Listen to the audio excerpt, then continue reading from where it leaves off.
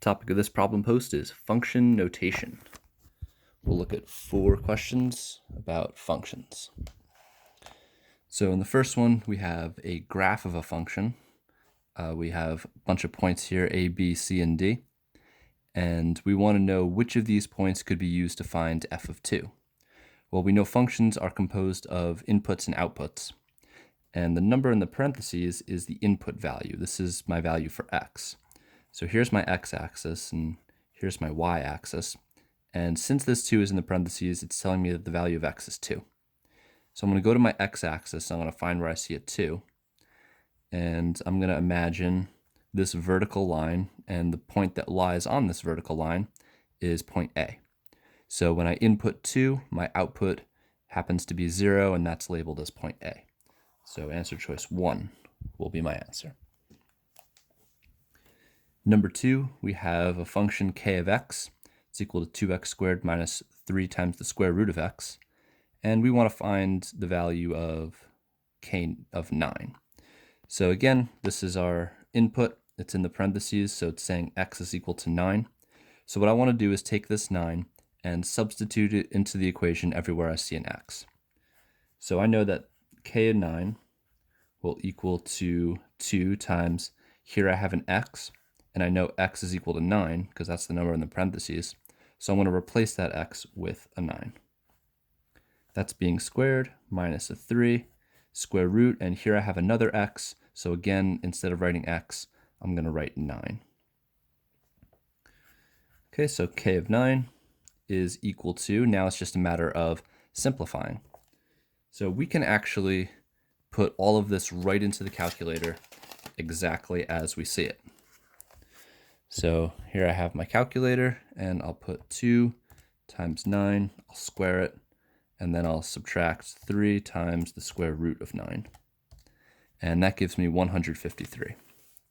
So k of 9 equals 153, and that is answer choice 4.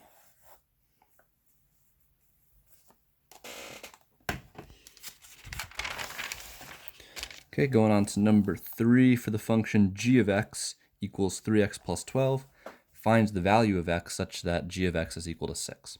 So this question's a little bit different from the last one because here they're giving us the output. And we need to find the input. We need to find the value of x. So I don't want to plug the 6 in for x because it's saying the output is 6. G of x is 6. So here I see g of x. So instead of writing this g of x, I'm going to put 6 in its place. So I'll have 6 is equal to 3x plus 12.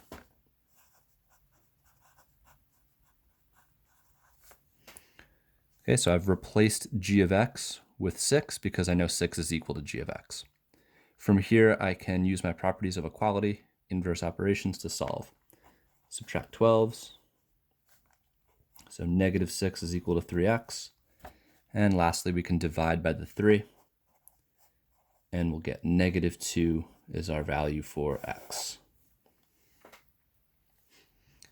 Okay, number 4 is the same type of question as number 2, but they just kind of kick it up a notch a little bit because here we have this unknown coefficient k. So they give us an input and they give us an output as well. So we have a value for x, 2, x equals 2, and the whole thing, f of 2, when I plug in the 2 for x, the result is going to be 12.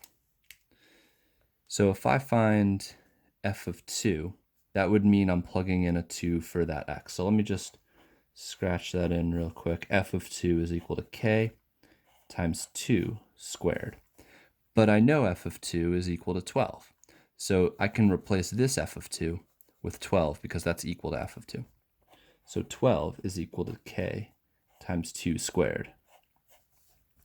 2 squared is 4, so 12 equals 4k.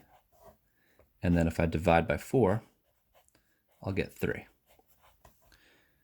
So there it is, my value for k is 3. So I used my input for x, and I knew my output was 12, so I set everything equal to 12.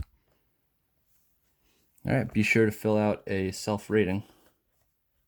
Self-rate. Number 1 through 4, assessing your ability to solve problems with function notation after watching the video.